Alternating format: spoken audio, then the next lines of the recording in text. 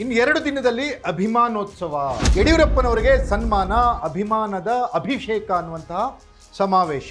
ಆದ್ರೆ BSY ವಿರುದ್ಧ ಮತ್ತೊಂದು ದೂರು ದಾಖಲಾದ ಮೇಲೆ ಯಡಿಯೂರಪ್ಪನವರ ಅಭಿಮಾನೋತ್ಸವಕ್ಕೆ ಸಂಕಷ್ಟ. ಯಡಿಯೂರಪ್ಪನವರ ವಿರುದ್ಧ ದೂರನ್ನ ದಾಖಲಿಸಿದ್ಯಾರು? ಯಡಿಯೂರಪ್ಪ ವಿರುದ್ಧ ಹೈಕಮಾಂಡ್ ಈಗ ಸಿಟ್ಟು ಮಾಡ್ಕೊಂಡಿರೋದು ಯಾಕೆ? ಅಮಿತ್ ಶಾ ಕೈ ಕೊಟ್ರೆ ಯಡಿಯೂರಪ್ಪ ಹಾಗೂ ವಿಜಯೇಂದ್ರ ಅವರ ರಾಜಕೀಯ ಭವಿಷ್ಯ ಡೋಲಾಯಮಾನವಾಗುತ್ತಾ?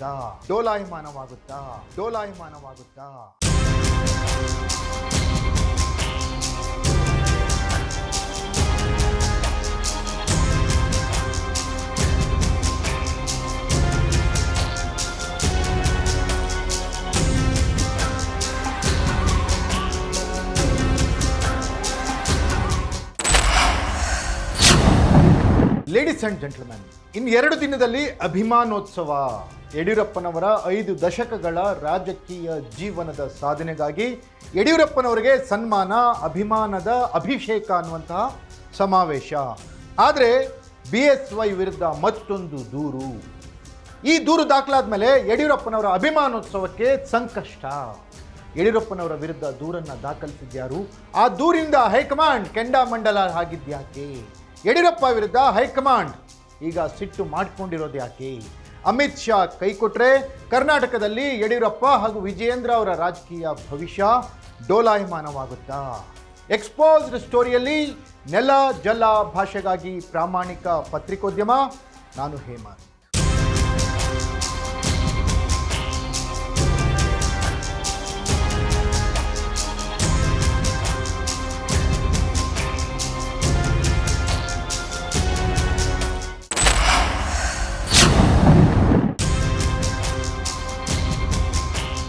ಎಸ್ ವೀಕ್ಷಕ, BS ಯಡಿಯೂರಪ್ಪ, ರಾಜಾಹುಲಿ ಯಡಿಯೂರಪ್ಪ 5 ದಶಕಗಳು 50 ವರ್ಷಗಳಿಂದ ಕರ್ನಾಟಕದಲ್ಲಿ BJPಯನ್ನ ಕಟ್ಟಲು ಬೆಳೆಸಲು ಓಡಾಡಿದ ಧೀಮಂತ ನಾಯಕ, ರೈತ ನಾಯಕ ಯಡಿಯೂರಪ್ಪ.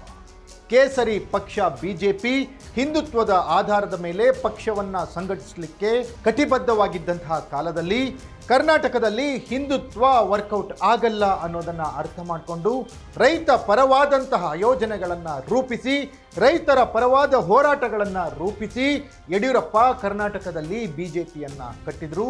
ಲಿಂಗಾಯತರ ಅಪ್ರತಿಮ ನಾಯಕ ಎನ್ನೋ ಥರ ಬೆಳೆದ್ರು. ಕರ್ನಾಟಕದ ಜನತೆಯ ಪಾಲಿಗೆ ರೈತ ನಾಯಕರಾದರು. 50 ವರ್ಷಗಳ ಸುದೀರ್ಘ ರಾಜಕೀಯ ಅನುಭವದಲ್ಲಿ ಯಡಿಯೂರಪ್ಪ ಹಲವಾರು ಏರಿಳಿತಗಳನ್ನು ಕಂಡವರು.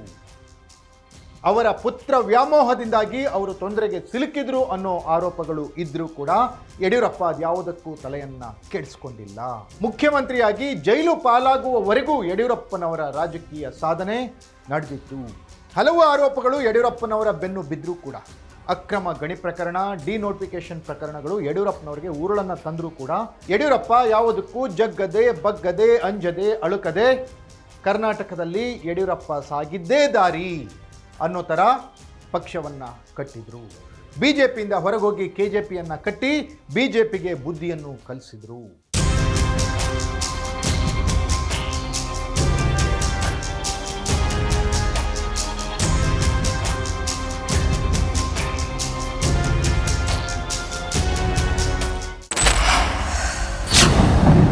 ಹಠವಾದಿ ಯಡಿಯೂರಪ್ಪ ತಾನು ಹೇಳದಂಗೆ ಆಗಬೇಕು ಅನ್ನುವ ನ್ಯಾಯ ನಿಷ್ಠುರತೆಯ ಕಾರಣದಿಂದ ಹಲವಾರು ವಿರೋಧಿಗಳನ್ನು ಕಟ್ಕೊಂಡಿದ್ರು.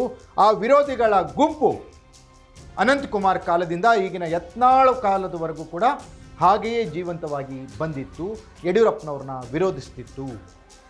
ಈಗ ಉಪಚುನಾವಣೆಯ ಸಂದರ್ಭದಲ್ಲಿ BJPಗಾದಂಥ ಹಿನ್ನಡೆಯನ್ನು ದಾವಣಗೆರೆ ಹಾಗೂ ಬಾಗಲಕೋಟೆಯಲ್ಲಿ BJP ಸೋಲಿಕ್ಕೆ ಯಡಿಯೂರಪ್ಪ ಹಾಗೂ ಮಗನ ವೈಫಲ್ಯವೇ ಕಾರಣ ಅಂತ ಹೇಳಿ ಹೈಕಮಾಂಡ್ಗೆ ಈಗ ದೂರು ಸಲ್ಲಿಕೆಯಾಗಿದೆ. ಯತ್ನಾಳ್ ಆ್ಯಂಡ್ ಟೀಮ್ ಕಡೆಯವರು ಕೊಟ್ಟಿರುವ ಈ ದೂರಿನಲ್ಲಿ BL ಸಂತೋಷ್ ಅವರ ಪ್ರಭಾವವೂ ಇದೆ ಅನ್ನುವಂಥ ಮಾತುಗಳು ಕೇಳಿ ಬರ್ತಾ ಇದ್ದಾವೆ. ಆ ದೂರಿನಲ್ಲಿ ಕೊಟ್ಟಿರುವ ಮಾಹಿತಿಯನ್ನು ಆಧರಿಸಿ ಹೇಳೋದಾದರೆ ಹೈಕಮಾಂಡ್ ಯಡಿಯೂರಪ್ಪ ಹಾಗೂ ವಿಜಯೇಂದ್ರ ಅವರ ಕಾಂಪ್ರಮೈಸ್ ಪಾಲಿಟಿಕ್ಸ್ ವಿಚಾರದಲ್ಲಿ ಮುಗುಮ್ಮಾಗಿದೆ, ಗರಂ ಆಗಿದೆ ಅನ್ನುವಂತಹ ಮಾಹಿತಿಗಳು ಕೇಳಿ ಬರ್ತಾ ಇದ್ದಾವೆ. ಈಗ ಅಮಿತ್ ಶಾ ಅಭಿಮಾನೋತ್ಸವ ಕಾರ್ಯಕ್ರಮಕ್ಕೆ ಬರ್ತಾ ಇದ್ದಾರೆ. ಆ ಕಾರ್ಯಕ್ರಮದಲ್ಲಿ ಯಡಿಯೂರಪ್ಪನವರೇ ನಮ್ಮ ನಾಯಕರು ಅನ್ನೋ ಥರದ ಮೆಸೇಜನ್ನು ಅಮಿತ್ ಶಾ ಕೊಟ್ಟರೆ ಯಡಿಯೂರಪ್ಪ ಹಾಗೂ ವಿಜೇಂದ್ರ ಅವರ ರಾಜಕೀಯ ಭವಿಷ್ಯ ಉಜ್ವಲವಾಗುತ್ತೆ. ಅಥವಾ ಅಮಿತ್ ಶಾ ಇಲ್ಲೇನಾದರೂ ಟ್ವಿಸ್ಟ್ ಇಟ್ಟರೆ ಯಡಿಯೂರಪ್ಪ ಹಾಗೂ ವಿಜೇಂದ್ರ ಅವರ ರಾಜಕೀಯ ಭವಿಷ್ಯಕ್ಕೆ ಎಳ್ನೀರು ಬಿಟ್ಟಂಗಾಗುತ್ತೆ.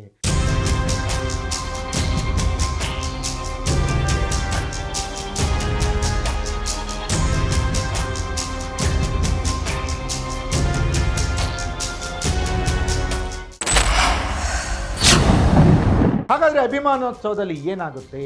ಯಡಿಯೂರಪ್ಪ ವಿರುದ್ಧ ಹೈಕಮಾಂಡ್ಗೆ ಸಲ್ಲಿಕೆಯಾಗಿರುವ ದೂರು ಅಭಿಮಾನೋತ್ಸವಕ್ಕೆ ಹಿನ್ನಡೆಯಾಗುತ್ತಾ? ಕಾದು ನೋಡಬೇಕಿದೆ. ಇದಾಗಿತ್ತು ಎಕ್ಸ್ಪೋಸ್ಡ್ ಸ್ಟೋರಿ. ನೆಲ ಜಲ ಭಾಷೆಗಾಗಿ ನೋಡ್ತಾ ಇರಿ ಫೋಕಸ್ ಟಿವಿ.